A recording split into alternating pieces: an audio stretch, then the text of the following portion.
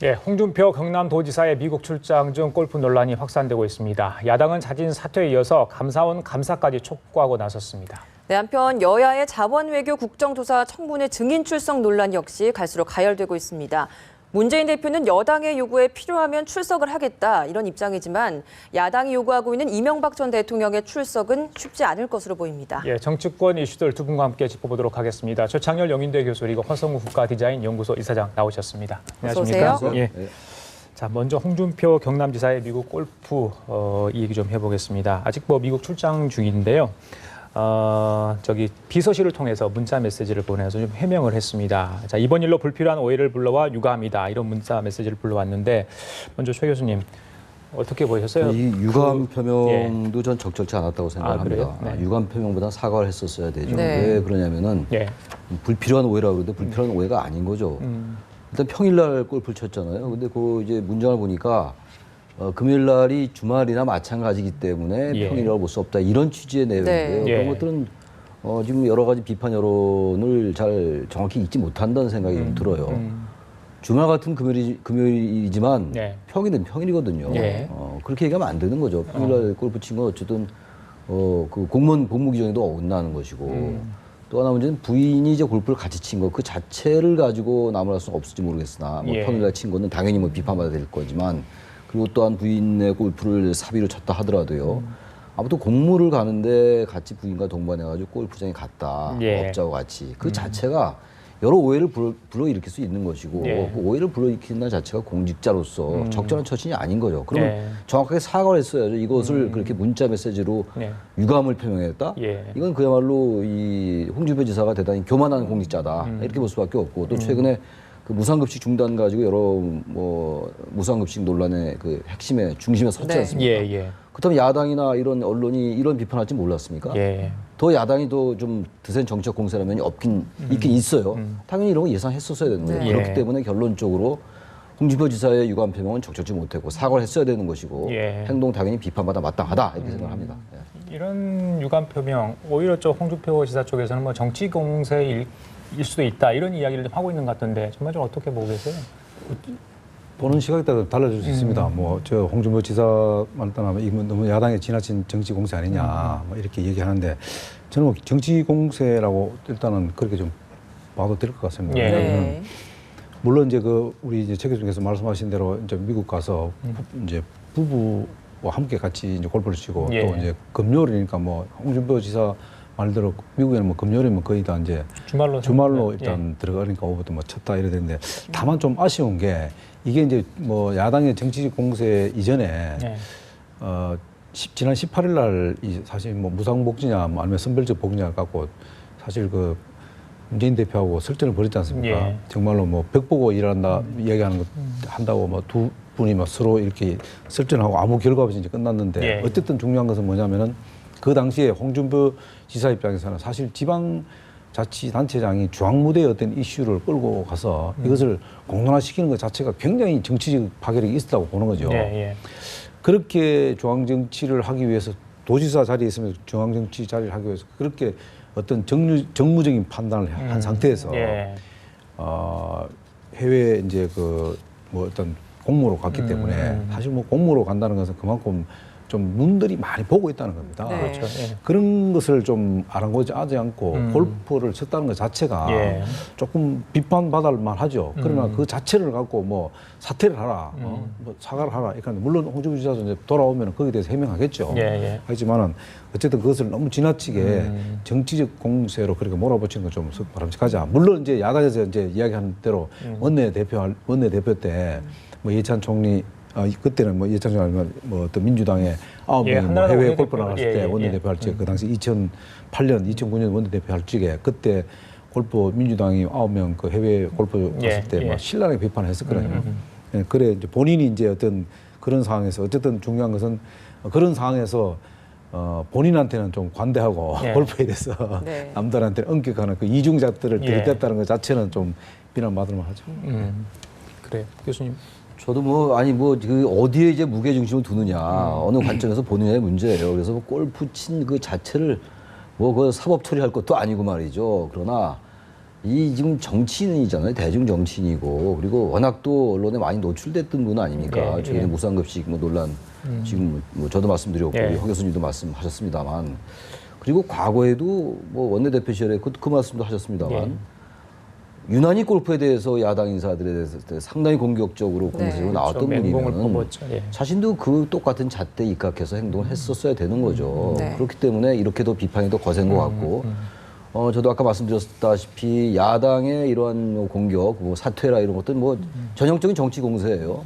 정치 공세로 알고 지금 얘기하는 겁니다. 근데 이게 만약에 이제 최근에 문재인 대표와 무상급식 문제를 가지고 어떤 이런 서로 이제 갈등을 빚지 않았으면 아마 야당이 그 정도로 뭐 사퇴란 표현을 쓰지 않았을 것 같아요. 근데 아주 기다렸다는 듯이 이제 사퇴 표현을 쓰고 굉장히 강도가 높잖아요. 여당에겐 또 사과까지 해라 이렇게 말했거든요. 근데 그 부분을 예상했었어야죠. 아니 여야의 정치 공세는 항상 좀 도가 넘는 면이 다 있는 거예요. 그러니까 자신이 그런 꼬투리 잡히지 않게끔 행동을 조심했어야 된다. 특히 홍준표 지사는 과거 야당 인사들에게 특히 이해찬 전 총리 때 뭐 저기 3.1절을 꼽쳤다고 얼마나 그 얘기가 많았습니까? 뭐 그런 얘기도 했던 경험이 있다면 더욱더 처신에 신중했어야 된다. 그런 면에서 비판받아야 된다는 것이고 중요한 건 어쨌든 그러나 이 부분에 대해서 유감 표명 이런 것보다는 대중 정치인답게 홍준표 지사답게 딱 전공법으로 사과를 하는 게 맞지 않나 이런 생각이 든다는 거예요. 보면 경상남도 공무원 행동 강령이 있고요. 국가 공무원 법무 규정이 있답니다. 근데 엄격히 정말 따지면 약간의 문제가 있다 이런 지적이 지금 언론에 좀 나오고 있거든요. 이후에 귀국해가지고 그러니까 금요일 날이 뭐 저기 주말과 진비 없다 해도 금요일이 우리나라 금요일 주말 아니잖아요.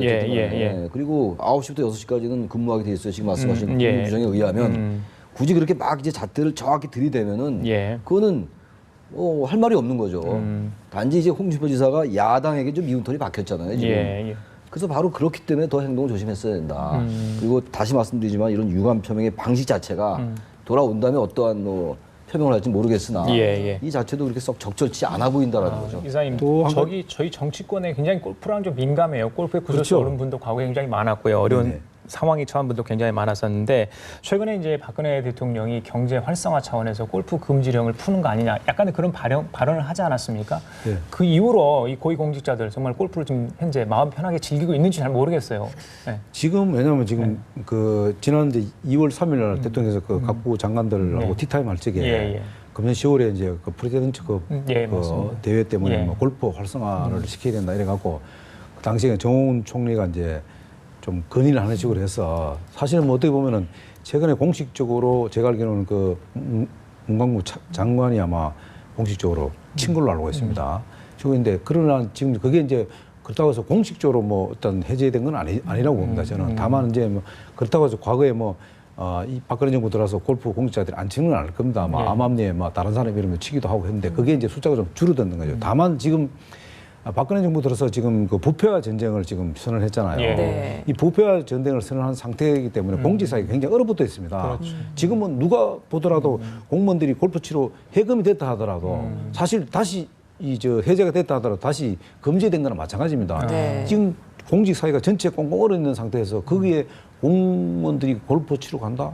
그건 안 맞죠. 그럼에도 불구하고 사실 아무리 선출직 그 공무원이라 하더라도 사실 뭐 아까도 했지만 말씀하셨습니다만은 우리 이제 남차장님께서도 말씀하셨습니다만은 공무원 규정에 의하면은 사실 해외 그 어떤 공무원 승인을 할지라도 사적인 시간을 최소한 줄여야 된다는 그 규정이 나와 있습니다. 그러면 뭐 그렇다 하더라도 그게 아니다 하더라도 어쨌든 선출직 공무원이기 때문에 사실 이런 뭐 공무원 규정을 들이대기보다는 어쨌든 그 타의 모범을 보여야 되잖아요. 일반 공무원보다 좀 다르잖아요. 어떻게 뭐 도정을 책임지는 그런 도지사이기 때문에 그런 부분에서 좀 신중할 필요가 있는데 이런 그리고 또 우리 공직 사회가 지금 현재 얼어 있는 상태에서 물론 뭐 해외 갔다 와서 뭐 그게 해외니까 다른 나라 가서는 괜찮겠지 그렇지는 않거든요. 왜냐하면 공인이라는 것은 해외에 있든 국내에 있든 늘 관심의 대상입니다. 그렇기 때문에 그런 부분들이 좀 경솔한 행동 이런 거는 틀림없다. 다만 이제 우리 최 교수님께서 말씀하셨습니다만은 어쨌든 이 일이 자칫하면은 여당 또 전체로 또 이게 또 확산될 수도 있거든요. 야당의 어떤 정치 공세 때문에 여당으로 이게 넘어갈 수 있기 때문에 이런 부분들을 빨리 좀 조기 차단하기 위해서는 본인 기구에서 빨리 공식적으로 해명할 필요가 있다. 그리고 또 한 가지는 조금 그 분위기가 좀 이제 좋지 않은 것은 그 당시에 이제 골프장 이제 비가 이제 400불이라는 겁니다. 예, 예. 400불이면 사실 미국에서 이제 4명이시면 100불씩이죠. 예. 미국에서 100불짜리 골프장이면 굉장히 그 프라이빗한 골프장입니다. 예, 예. 되게 뭐 퍼블릭해서 뭐 8불, 10불 미만으로 치는데 그렇게 좋은 골프장에 가서 쳤다는 것 그 자체도 네. 굉장히 좀 물론 뭐 골프장 골프 치러 가는데 뭐 어디 뭐 꼭 정해서 가는 건 아니지만 예. 어떤 그런 부분들도 있기 때문에 예. 홍준표 지사가 그렇게 뭐 SNS로 뭐 트위터로 해서 이렇게 뭐 비실장한테 그 사과한다는 얘기보다는 빨리 어떤 돌아와서 예. 일단 정치적으로 이게 확산이 안 되기 위해서는 예. 본인이 빨리 해명하고 알겠습니다. 사과할 건 사과할 필요가 있다 이렇게 하는 거죠. 이 골프가 단순히 취미 생활로만 여겨지지 않는 부분이 있기 때문에 지금 골프를 쳤다라는 얘기만 나오면 이렇게 좀 논란이 뜨거워지는 것 같습니다. 좀 다음 얘기를 좀 해보겠습니다. 요즘 검찰이 좀 부정부패 척결 의지를 굉장히 다지고 있는데 그러다 보니까 MB 정권을 겨냥한 게 아니냐 이런 이야기까지 요즘 슬슬 나오고 있습니다. 이런 검찰이 지금 또 이명박 정부 시절에 청와대 수석 비서관 비리 의혹 수사에까지 칼날을 겨누고 있습니다. 이러다 보니까 정말 이명박 정부를 타깃으로 한 게 아니냐 이런 말이 나오고 있거든요. 어떻게 보십니까? 그래서 지금 이제 그 부패와의 전면전 선언하고 그리고 몇 가지를 적시하지 않았습니까? 그 이제 해외 자원 예, 예. 관련된 기업 수사 그리고 이제 비자금 수사 게다가 공식 문서 유출 이런 것들 몇 개 적시를 했어요. 총리 담화에서 말이죠. 그러다 보니까 이 부분이 되게 이제 다른 정권 때와 마찬가지로 집권 3년 차에 보면은 대체로 사정정국의 이른바 드라이브를 거는 경우가 굉장히 많았어요. 그래서 이 부분도 역시 이제 전 정권, MB 정권과의 차별화 그리고 MB 정권에 대한 수사를 통해서 현재 정권이 추진하려 하는 그런 혁신 과제들에 대한 동력을 좀 확보하고 예. 기강을 잡아서 뭔가 국정의 주도권 잡고 자는 게 아니냐. 저는 그런 정도의 정적 속내 전혀 없다고 보긴 좀 어려울 것 같아요. 예. 네. 결국 이제 지금 말씀하신 이제 MB 정부 때 청와대 수석에 비서관, 대해서 이제 개인적 일탈의 문제이긴 합니다만 뭐 문화체육관광부에 무슨 압력을 넣었다는 거 아니에요? 예. 그래서 개인이나 단체 어떤 편의를 봐주겠다는 건데 예. 아직은 정권 차원의 조직적 차원의 어떤 뭐 수사는 아닌 것 같아요. 예, 수석 예. 비서관 개인에 대한 뭐 일탈 행위랄까 이런 쪽으로 수사를 하고 있는 건데 네. 그러다 보니까 아까 말씀하신 부패 전면전 그리고 최근에 이제 포스코 수사, 경남기업에 대한 수사 이런 것들과 이제 결부돼서 볼 때 이게 어쨌든 전 정권과의 차별화를 의식적으로 하는 게 아니냐라는 이런 어떤 분석은 충분히 가능하겠죠. 네. 그러나 중요한 거는 이 포스코 비리 수사는 사실은 이 총리 담화 이전에도 쭉 수사를 진행해 왔던 부분들이기 때문에 예. 이 부분을 일반적으로 이제 대개 현재 권력이 지난 정권에 대해서 수사를 하는 경우가 굉장히 많았잖아요. 이건 뭐 박근혜 정권만 보면 아니란 말이죠. 그래서 이제 MB 정권과의 차별화 얘기가 나오는 것이고 최근에 특히 이제 이명박 전 대통령의 회고록이 나오면서 이게 현재 정권의 비위를 건드렸다 뭐 이런 분석도 같이 논리적으로 가능하겠지만 너무 이 부분을 의식적으로 현재 정권이 MB 정권을 공격한다라고 보기엔 조금 논리 비약이 좀 있긴 있는 것 같아요. 전혀 없다고 할 수 없으나 약간의 논리 비약은 있다 저는 이렇게 생각합니다. 과거에 뭐 우리 최 교수님 말씀이 좀 전적으로 옳다고 봅니다. 왜냐하면 과거에 어떤 정부든지 그 정권 차원에서 국정 관련해서 이런 뭐 검찰에 수사를 하게 되면은 가장 먼저 타격받는 것이 전 정권입니다. 어느 정도 노무현 정권 때도 김대중 정권도 YS 치고 이렇게 왔습니다. 그리고 그 가이드라인인 게 검찰에도 나름대로 있다고 판단합니다. 왜냐하면은 지금 박근혜 정부에서 지금 부패와 전쟁을 하고 검찰에서 이런 그 해외 자원 개발 문제라든가 이런 여러 가지 수사를 하게 되면은 결국은 그 수사 방향 자체가 전 정권의 가장 타격을 볼 수밖에 없습니다. 그 자체를 갖고 이명박 정부를 향한 뭐 검찰의 칼날이 거기서 한정하느냐? 제가 볼 때는 그렇지는 않다. 왜냐하면 수사를 하다 보면 아무래도 가장 가까운 거 그리고 그 자체가 지금 어쩌면 그 수사를 하는데 무차별적으로 할 수는 없지 않습니까? 그러니까 증거라든가 이런 것들이 가장 그 시간이 짧은 그 증거 이런 것들이 너무 뭐 김대중 정부라든가 뭐 김영삼 정부 이렇게 가게 되면 그 증거가 지금까지 뭐 시효라든가 이런 게 다 남아 있지는 않잖아요. 그러다 보니까 지금 뭐 시효 문제라든가 이런 것 때문에 어쨌든 전 정부가 타격을 받을 수밖에 없다.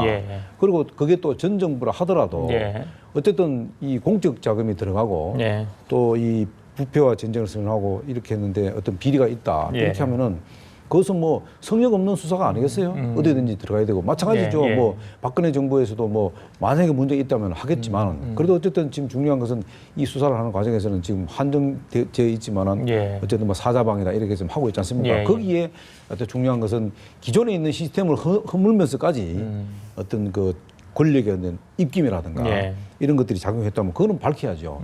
그런 차원에서 우리가 봐야지 이게 뭐 친이가 그것을 갖고 뭐 아니다 우리 뭐 이명박 정부를 무슨 겨냥한 이런 특별한 수사다 이렇게 해서 뭐 마치 그 라이언 일병과는 식으로 뭐 이명박 대통령한테 가는 칼날 제가 볼 때는 뭐 이명박 대통령까지 뭐 가지 않겠습니다만은 어쨌든 여러 가지 상황을 볼 때는 전 정권에 상당히 피해보는 건 사실이다. 그러나 그것을 두려워할 필요가 없다. 왜냐하면 떳떳하면 받으면 되는 거죠. 포스코 회장의 그 정준양 회장 이 부분 이제 수사에 관련돼서 특히 이제 지금 허 교수님 말씀처럼 그런 얘기가 많이 나오고 있는데 전 불가피하다고 봐요. 왜냐하면 지난 정권 때 포스코가 도저히 이해가 안 가는 기업들을 인수합병을 많이 했거든요.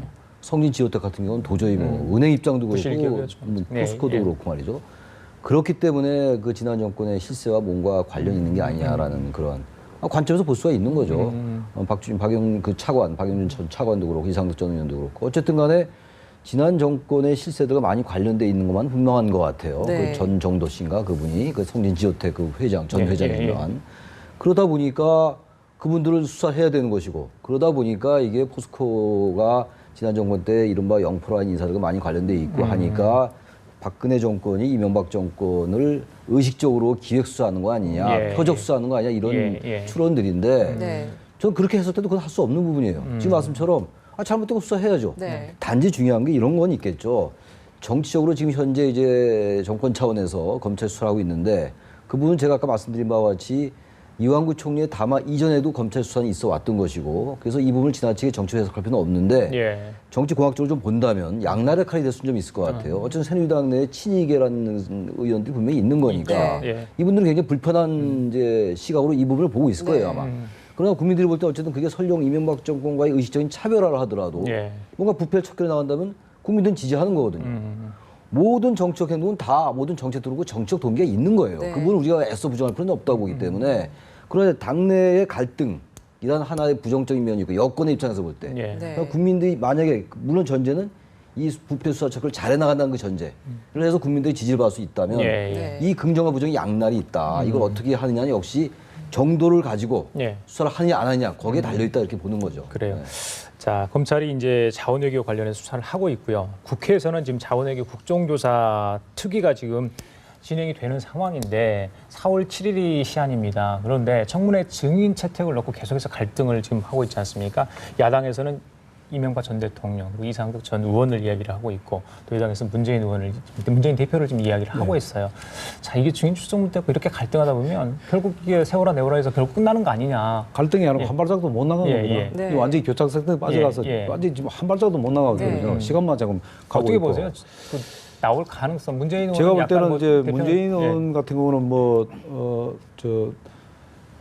논계 전략을 뭐 짠다는 뭐 언론에서 뭐 있습니다만 그런 거 그것보다는 뭐 어쨌든 야당 대표 입장에서는 뭐 과거에 뭐 야당 대표가 나가 청문회에 출석한 경우는 거의 없습니다만 어쨌든 중요한 것은 이것이 이제 야당에서도 이야기한 대로 이 지금 자원외교라는 것은 노무현 정권 때부터 시작됐다. 지금 뭐 그렇게 이야기 그것을 지금 이어받은 게 이명박 정권이 이렇게 이야기하다 보니 그거 연장성산에 와 있기 때문에 그렇다면은 문재인 대표도 출석해야 되지 않나 이런 부분들이거든요.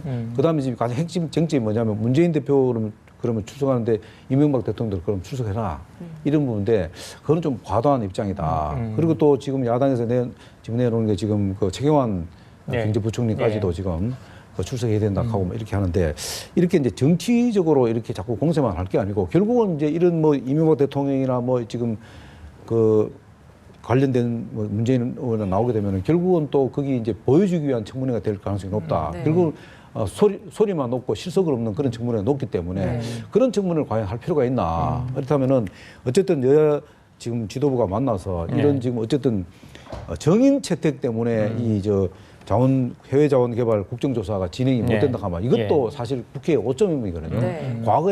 과거에 어떤 그 국정조사하고 전혀 또 다를 바가 없다는 거죠. 이런 것 때문에. 그래서 이 부분은 정인 출석과 관련해서 어떤 제한을 좀 두고 일단 어차피 안 되는 거는 빨리 안 되는 걸로 처리하고 예. 어쨌든 국민들한테 어떤 보고서를 내놔야 될 거 아닙니까? 그 결과에 대해서. 그래서 이 부분은 여야 원내 대표들이 빨리 협상을 해서 이것을 진행할 필요가 있다. 이렇게 보는 거죠. 예. 어떻게 저도 뭐 보십니까? 저기 허 교수님 말씀에 동감입니다. 이명박 전 대통령, 게다가 문재인 대표, 최경환 부총리 이분들을 여야가 서로 출석해라 마라라고 한다면요, 이건 전형적인 정치적인 공학으로 가는 거예요. 예. 이분들이 출석을 함으로써 물론 국정조사에서 더 자세한 것들이 밝혀질 수 있겠습니다만 예. 분명히 여당도 인정하고 야당도 인정해야 될 것이 상대방의 꺼리는 증인들을 출석하라는 거 아니겠어요? 이래서는 전혀 국정조사가 아마 그 교착으로 빠질 수밖에 없어요. 그렇죠. 이런 예. 부분들은 예. 제가 볼 때 MB 대통령도 이명박 전 대통령도 출석하지 않을 것 같고 문재인 대표도 출석 안 할 겁니다. 예. 이거 뻔히 알 것 같아요, 여야가. 예. 그렇다면 지나치게 이런 것들이 이런 그 증인 출석 문제 가지고 이렇게 교착에 빠질 게 아니라 네. 어쨌든 간에 자원외교 지금 그리고 뭐 지금까지 말씀 나눴습니다만 네. 이 해외 자원 관련된 수사를 해 나가는 거 아니에요, 지금 검찰에서도. 그렇다면 국회 차원에서 검찰이 하지 못한 부분을 또 알릴 게 있으면 알리는 차원에서 네. 이런 것들에 너무 집착하면 안 된다. 이건 결국 여야 지지를 다 떨어뜨릴 수 있을 것 네. 같아요. 이건 전형적인 정치적으로. 예. 청문회가 서로 이제 4, 5일 정도밖에 안 예, 되는데 이거 증인 이러다가 요청이 100명이 넘었다고 하더라고요. 그러니까 자꾸 이제 국정조사 그 무역론도 나오는 거고 청문회해서 뭐 증인 요구에 대해서 네. 항상 똑같은 얘기가 나오는 네. 거예요. 그렇죠. 이런 게 전형적인 후진적 정치 행태인 거죠. 여야 막론하고 이 부분은 뭐 비판 안 할 수가 없는 거죠. 그래요. 그리고 지금 가장 중요한 것이 뭐냐면은 지금 이게 지금 청문회가 이제 며칠 안 남았는데 아직도 교정상에 빠졌다는 건 뭐냐면 어쩌면 또 그 국회가 이런지도 몰라요. 책임 회피를 하기 위해서 정말 이쪽은 직무유기죠. 예. 검찰이 지금 수사하고 있는 사항들이 많잖아요. 예. 이 네. 사항 결과를 보면서 뭔가를 또 청문회를 또 그럴 수도 하려고 하지 있겠네요. 않겠나. 예, 예. 결국 그거는 뭐냐면 결국은 청문회는 청문회고 검찰 수사는 검찰 수사인데 이걸 분리시켜서 생각해야 되는데 어떤 정치권에서는 이것을 정량적으로 서로가 예. 사실 그 이용하기 위해서 검찰 수사를 지켜보면서 하려고 하냐. 그렇다면은 이건 역시도 결국은 청문회 자체도 국민들에게 보여주기 위한 하나의 청문회에 네. 불과하지 않나 알겠습니다. 이렇게 보는 거죠. 네. 예. 비리수사의 본질을 좀 잃지 말아야 될 것 같습니다. 마지막으로 좀 한 가지 좀 해보겠습니다. 김무성 대표를 사칭한 보이스피싱이 발생을 했다고 합니다. 이 정치인을 사칭을 해서 이렇게 보이스피싱이 일어난 건 이번이 처음이죠. 피해자가 있대요. 직접 여성이 그러니까 전화를 해서 김무성 드디어 이제 대표를 사칭해서 정치권의 여당 대표까지 사칭하는 예, 것까지 예. 왔는데 그래서 이 부분은 뭐라고 말씀드릴지 모르겠는데 예. 아무튼 우리가 조심할 수밖에 없죠. 예. 그런데 아무튼 그만큼 정치가 예. 우리 국민들에게 상당한 영향력을 행사하고 있는 것 맞습니다. 같아요. 그러다 예, 보니까 예. 여당 대표를 예. 이제 사칭, 다른 거 하다 안 되니까 이제 여당 대표까지 네. 또 시켜서 이제 사칭을 하는 거란 말이죠. 과거에 한때 왜 지금 뭐 그런 부분이 많이 희석되고 없어졌습니다만 예. 청와대를 사칭한 경우가 굉장히 많았잖아요. 예. 그것도 속아 넘어가는 것도 맞습니다. 이상하고 그만큼 예, 예. 청와대가 권력의 핵심이었다라는 예. 것을 반증하는 거였는데 예. 지금 이제 뭐 이번에 한 번이지만 여당 대표 이제 야당 대표 사칭하는 거 나오겠죠. 네. 이런 예. 부분들이 이제 역시 상당한 권력, 영향 이런 것들을 행사한다. 이런 좀 씁쓸한 맛이 드네요. 그다음에 왜 네. 김무성 대표였을까요? 그만큼 김무성 대표라는 그만큼 김무성 대표가 예. 어떻게 보면 뭐 실세라고 뭐 할 수 있겠죠. 그럴까요? 예. 네. 이제 2009년도 이런 비슷한 사건이 또 하나 있었는데 예. 2009년도에 그 지방선거 때 예. 그 야당에서 그 최고위원 부인이라고 하면서 자기가 도와주겠다고 하면서 보이스피싱해서 실제로 막 후보들이 난리가 났어요. 그래서 중앙당 차원에서 절대로 그 최고위원 부인들이 전하는 일은 없다. 그리고 후보들이 거기에 현혹되지 마라 네. 했는데 이런 사건이 가끔 이제 선거 때마다 가끔 나타납니다. 그렇죠. 근데 이번처럼 아주 그 대표를 그때는 최고위원 분이라 하면 최고위원들은 뭐 6명, 7명이 되니까 네. 하는데 아주 김무성 대표 그 사칭하면서 예. 한다는 보이스피싱을 한다는 건 이거는 그 굉장히 참 진짜 대범하면서 그래서 김무성 대표가 김무성 대표는 좀 속지 말고 조심해 달라. 오늘 직접 이야기를 했어요. 예, 본인이 알겠습니다. 뭐 어떻게 생각하는 김무성 대표 굉장히 실세라고 이제 판단해서 한번 그렇게 하는데 어쨌든 거기에 또 일반적으로 보면 상식적으로 보면 속지 말아야 안 속을 것 같은데 또 거기에 또 속어 넘어가는 또 어떤 정치인들이 있을 수도 있기 예. 때문에 이런 어떤 조심해야 할 필요가 있다. 알겠습니다. 네. 자, 지금까지 최창렬 용인대 교수 그리고 허성우 국가디자인 연구소 이사장이었습니다. 두 분 감사합니다. 고맙습니다. 네.